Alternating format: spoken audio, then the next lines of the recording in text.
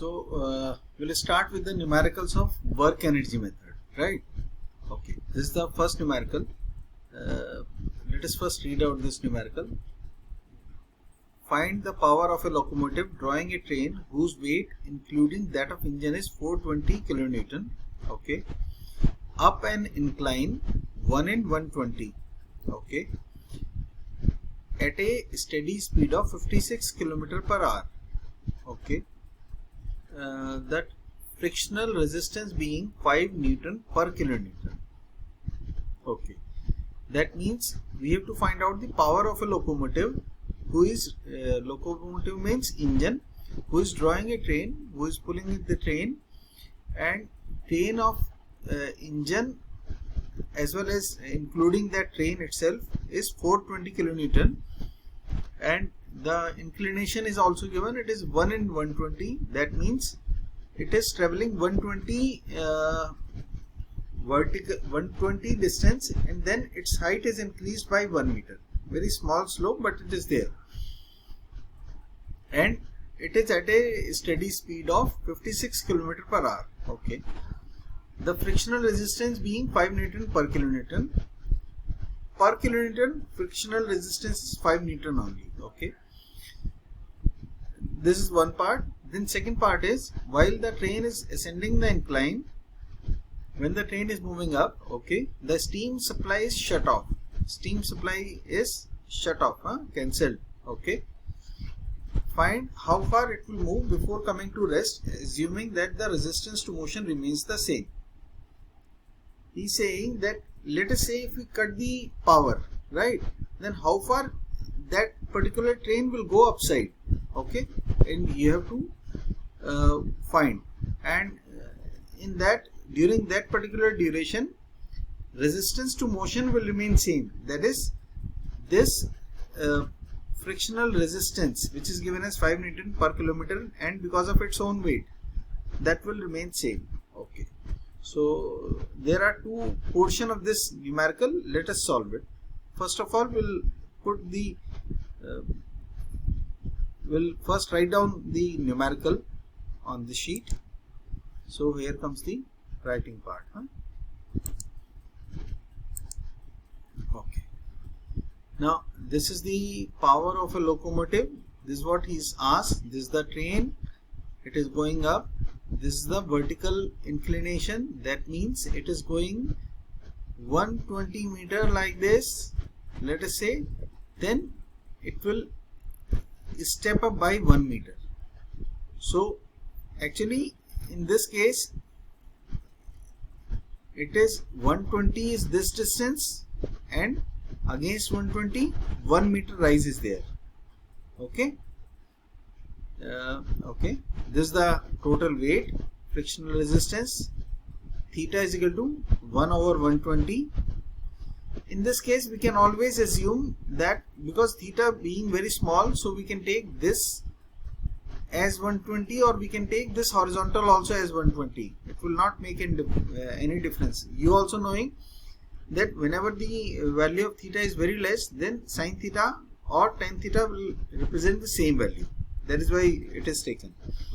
Okay, so we have to find out first the power of a locomotive, right? Okay, so for power of a locomotive, the power of a locomotive is P multiplied by V. V is already given 56 km per hour. So you only you need is what is the value of P, right? So P value can be calculated by drawing this type of diagram. And in this diagram, what is written is, this is the block diagram of a train. The weight of the train is 420, and this 420 can be further divided into vertical and horizontal part along the plane and perpendicular to the plane. Let us say I had not divided this into at this situation, but just like this. So W sin theta is on this side, W cos theta is vertically, right? So that vertical W cos theta will be balanced by this end. Whereas if I wish to calculate net P, what is that P? P should be equal to this F plus this W sin theta. right? P, this value of P should be equal to this F plus W sin theta. So F, I know it is the frictional resistance.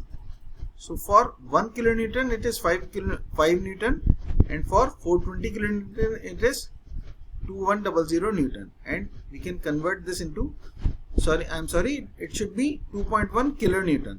Okay, it should be 2.1 kilonewton. Okay, then P is 2.1 plus W sin theta. W sin theta, I divided this 420 into along the plane, and along the plane it is W sin theta. So it is 2.1 plus 2.1 plus 420 into 1 by 120, or P is equal to 5.6 kilonewton.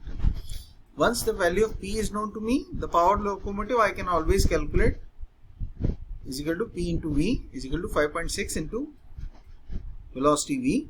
Velocity V, in this I had converted this velocity into meter per second, and that is this value, and that is the answer. Okay. Now second part is, while ascending, when it was going up, the supply of steam shut off, right? What was the value of S? That means if at this point its velocity was U or V, whatever you say, that is 15.556 meter per second, and now entire supply is shut off. When the supply is shut off, then this value of P will be equal to 0. Okay, if this value of P will be equal to 0, then which force will try to stop it? This force, that is F plus W sin theta. This will be the force which will try to stop it, which will try to apply force against the direction of motion, and this value is equal to 5.6 kilonewton. I'll repeat again. When the steam supply is shut off, that means at that particular time this value of P will not be there. Okay, so at that time, which force will be responsible for stopping this? That force will be F plus W sin theta. Okay, so in this we can apply the work energy principle, and that says F into S is equal to half mv square minus half mu square, where final velocity is 0, it will be 0, and initial velocity is 15.556. And what is F? F is the negative, because it is against the direction of motion. So 5.6 kilonewton multiplied by S is equal to half mv square minus half mu square, and from this we can see that minus sign will be cancelled out, and S we can easily get as 924.98 meter, right? So this is what the numerical is, and that's how we can solve this particular numerical. Okay, so okay, let us solve one more numerical based upon this work energy principle. That numerical is this. In this it is written that two bodies weighing 300 Newton and 450 Newton are hung at the ends of a rope over an ideal pulley.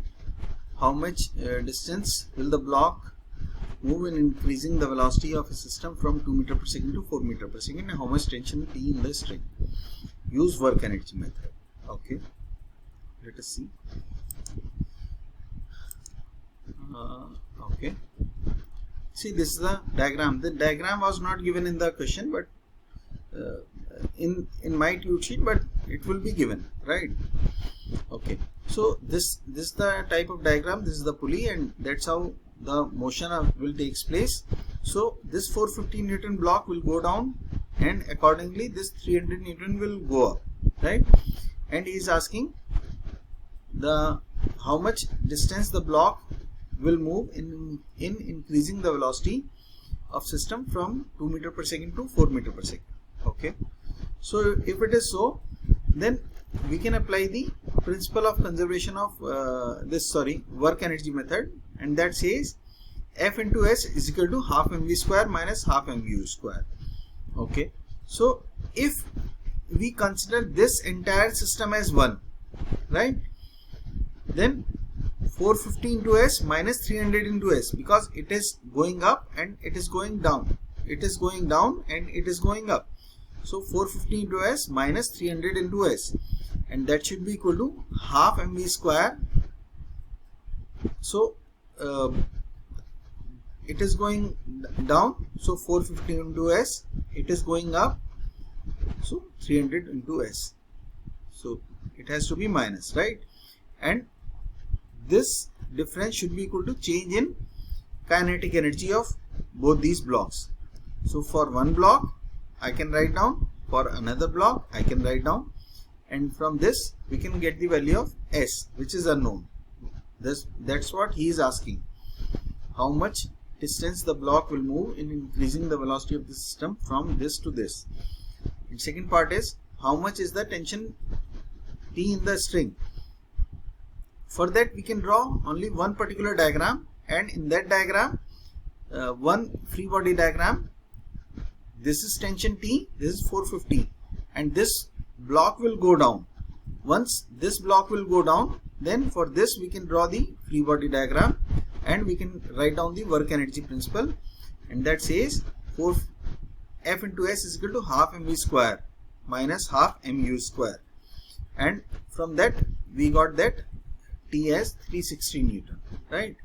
So that's how we can solve this numerical. Okay, thank you. Okay, last numerical which I had already given in this student sheet, this is the 9th numerical based upon work energy method, right? But friends, see, this numerical is based upon this numerical is an extension of 6th numerical. So please try to solve 6th numerical first, as it is given to you, as the hint is already given to you, and after that try to work on this numerical, right? In case you stuck up somewhere, then please feel free to